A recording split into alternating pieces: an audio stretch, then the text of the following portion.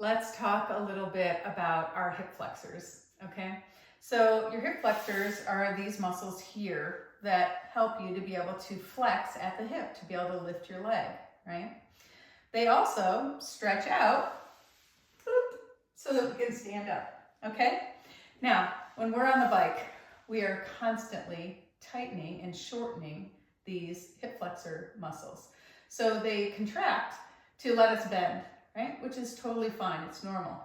What that does with that principle of reciprocal inhibitors is it stretches out. We get a stretch through all of these muscles that relax. These let go so that these can tighten.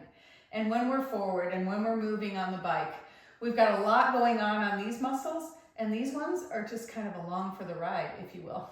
So there's a twofold principle here, and one is that we want to strengthen our back muscles. The other is that we need to stretch our hip flexors. So I'm going to show you a little bit of a hip flexor stretch that you can do anywhere.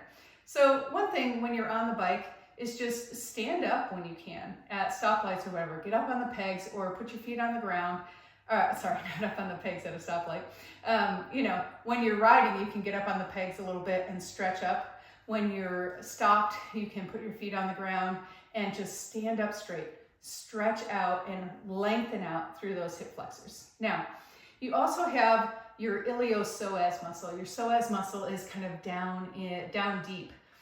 It connects to your lumbar spine, to your back, and it also connects to your pelvic floor, to your hips. And so it is the only set of muscles, there's two of them, that connects your upper body to your lower body, right? But those ones are deep in there. They're a little bit harder to stretch. We're going to go over one stretch right now that is a floor stretch for your psoas muscle, for your hip flexors, and for kind of letting go and doing a counter stretch to all that bending that we're doing on the bike. And for this one, I'm just going to use a rolled up towel. Now you can use a yoga block, you can use a foam roller, but remember that every bit of height that you add and every bit of firmness that you add is going to increase the amount of stretch. And you'll see what I mean in just a minute here. Start with something small. Start with just a little bit of support, a little bit of a rolled up towel underneath your sacrum. So I'm going to put it behind me here. And then, so right behind my bum. And then I'm just going to lay back on it. Now, what that does is it tips my pelvis forward and it stretches out. I can feel the stretch through here just with a little bit of anterior pelvic tilt. What's happening is these muscles are letting go. Now, the beauty of doing this when you're laying down is that it lets go of all these other muscles. Nothing else has to work. Nothing else has to turn on. So it's a really good opportunity to be able to relax some of your back muscles and then allow this front to just open up, okay? So this is really good just laying here. Now, if it's too much for you, you can bend your knees. You're still getting anterior pelvic tilt, but maybe not so much of a stretch here. So you'll have to experiment with how far out you can put your legs. And maybe eventually you'll get to the point where you can straighten them out, but it might take time. The other thing that you can do is you can work with your arms. You can put your arms up overhead because some of the insertion of your abdominal muscles and things like that are way up here near the rib cage. And so the only way that you're going to get those to stretch, see even right here, these are not stretched. The only way you get those to stretch is by opening up more. And it doesn't have to be a back bend. Just laying here with this slight pelvic tilt and putting your arms over your head is accomplishing the same thing.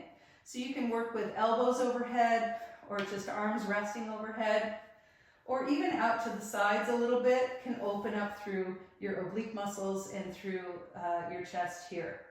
Now, like I said, you can increase that pelvic tilt by putting something bigger under here. So you could put a block or a book or something that is a little bit taller. I'm just going to use my fists here to demonstrate.